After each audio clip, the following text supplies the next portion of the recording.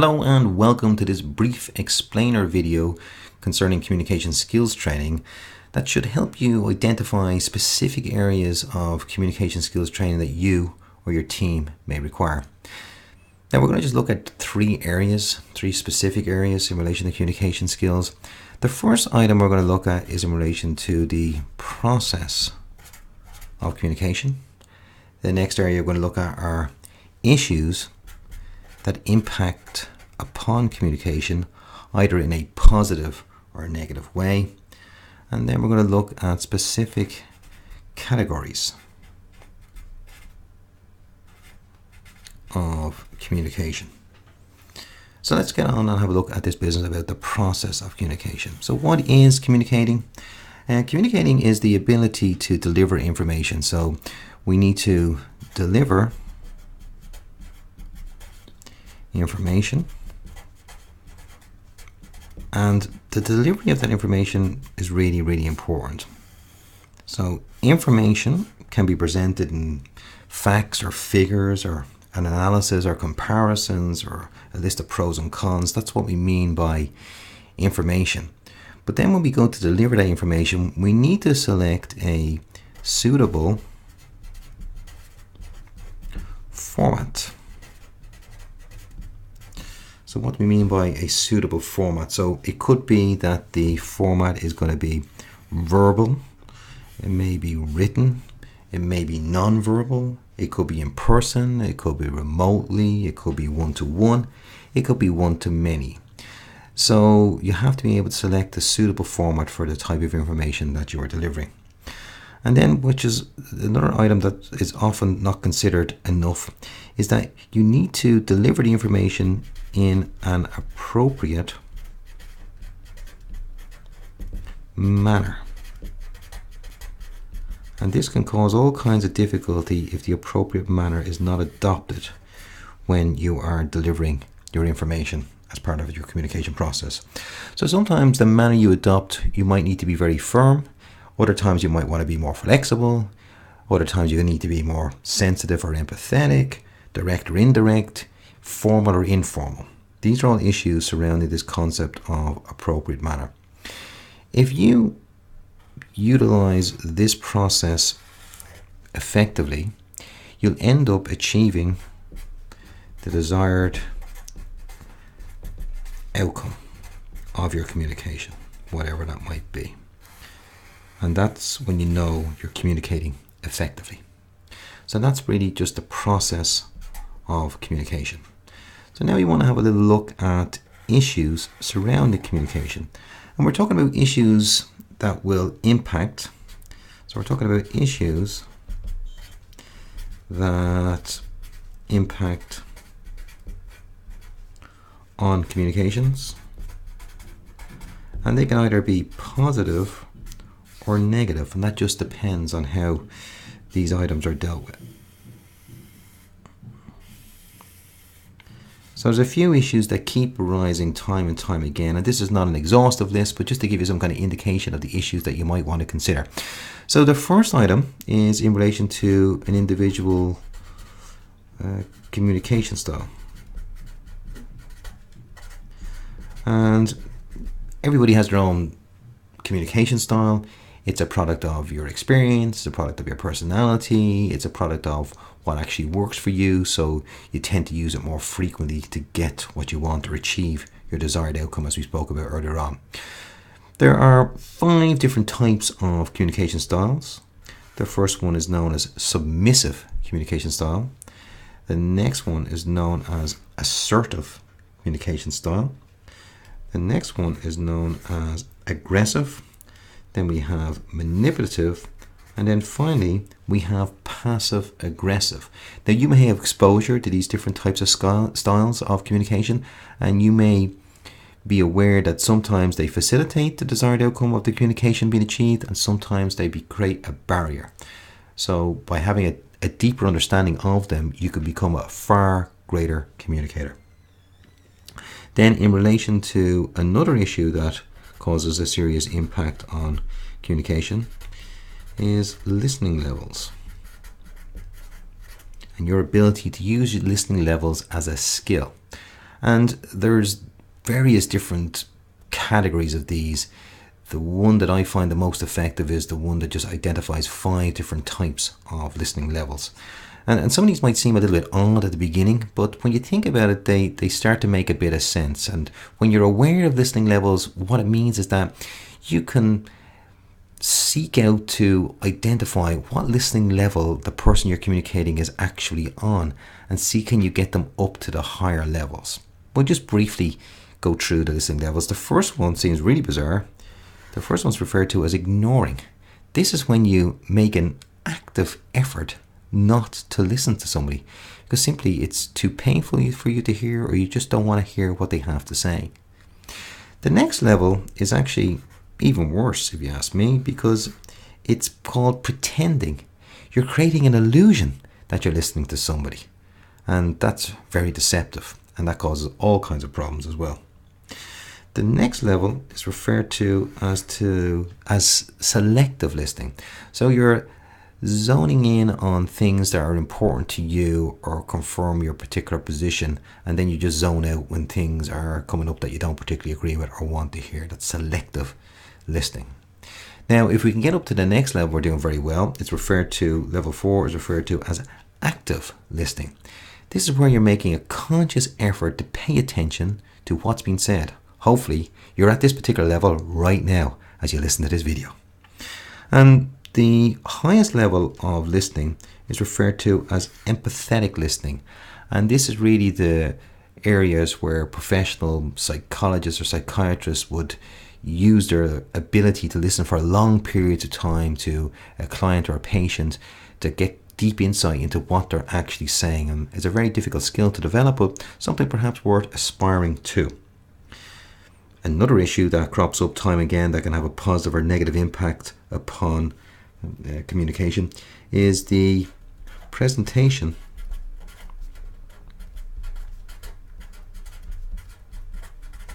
of information. So the presentation of information has a major impact on how that information is received. If you think about it, if there's too much information, you'll end up with information overload, and you may tend to zone out. If it's a written document and it's all just text with very long sentences, very little use of bullet points or infographics, it may make it a lot more difficult for you to digest. So there's a skill involved in presenting information, especially complicated information, in a manner that makes it easier for people to process, understand, and remember. A very important aspect of having a positive impact on communication is the ability to consider this next issue, and it's called message compression. How can you reduce the content of your message down to its core element so it's much less volume and easier for people to understand and remember? So it creates greater clarity if you have the ability to condense your message. And this is a skill that takes some time to learn, but it's a very worthwhile skill to have in your armory as such. And the final issue we're just going to briefly touch upon is this business of word choice. Sometimes people will use obscure words because they think it sounds impressive. But what happens there is that it can interfere with the desired outcome of the communication process, which literally defeats the purpose. So this is only a number of issues that impact upon the communication process in either a positive or negative way. Having an awareness of them and an insight into them will definitely make you a better communicator. The final area we just need to look at now is in relation to the categories of communication. So we're going to have a look at these categories of communication. And this, again, will not be an exhaustive list. There's just too many of them to go through. But just to give you a little bit of insight as to the types or categories of communication you might have issues with and might need further training on. The first one is this business referred to as difficult conversations. And problem with difficult conversations is that they can create anxiety and stress for people. They can cause you to procrastinate having that conversation, and this causes even greater difficulty when the conversation inevitably has to occur. So the reason why these conversations are deemed to be difficult is that they deal with perhaps a sensitive subject matter. It might be around terminating employment, or somebody's making accusations, or it's a whistleblowing issue. And so these are not easy conversations to have. And again, having a skill set in order to deal with these intricacies can definitely help you. Another area that we are often exposed to in the business environment is this business of feedback. And feedback is something that is pretty much standard in any organization that wants to improve what they're doing. And it normally involves around two areas. It's either around a person's behavior or around their performance. And the biggest thing you can do to enhance a feedback session is for the giver of feedback to put the receiver of the feedback at ease, because what that does is it reduces the barriers or the resistance to the feedback, which will be highly important. And then there's another issue in organizations, and it's the ability to communicate with conviction. So to communicate with conviction. So this means that if you could communicate and convince people that your ideas are valid or they should go ahead and endorse what you're saying, that would be a very highly valued skill to most people. And what helps in this particular area is understanding the psychology of persuasion. And there's some very simple and well-documented techniques that can be used and are highly effective and would definitely help most people in the work environment. So if you wanted to get an extra allocation of budget, or you wanted to get promoted, or you wanted to have additional resources allocated to you, whatever the case may be, being able to communicate with conviction would definitely help. Another area of communication is around rapport. Now, rapport is a very important area of communication, because what it does is it's the ability to create trust and a mutual understanding that makes communication easy and even effortless when you get it particularly right. And there's a range around this concept of rapport. We have the worst case scenario, which is referred to as negative rapport.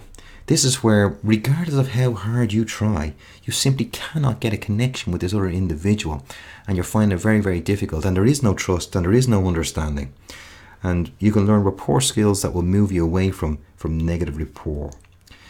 An aspect of rapport that can be quite deceitful is referred to as artificial rapport. And artificial rapport is when it's false, when somebody is trying to win your trust and they're doing it for their own ends. This is not a good situation to find yourself in. And even being aware that it exists can help, and so you can spot it as well. An area of rapport that most people have exposure to is referred to as polite rapport. And this just means that both parties are willing to engage on a positive wavelength in order to ensure that they try to get rapport, create trust, and develop mutual understanding.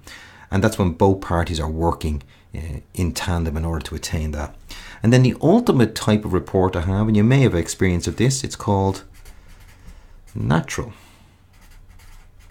rapport. And natural rapport is a beautiful situation, and sometimes you might even develop it with somebody who you just meet for the first time. They just literally put you at ease, and you're very relaxed in their company, and you feel that you can tell them everything that's on your mind, and that's a great position to be in. And if you have that with your colleagues, it can be a very rewarding environment in which to communicate.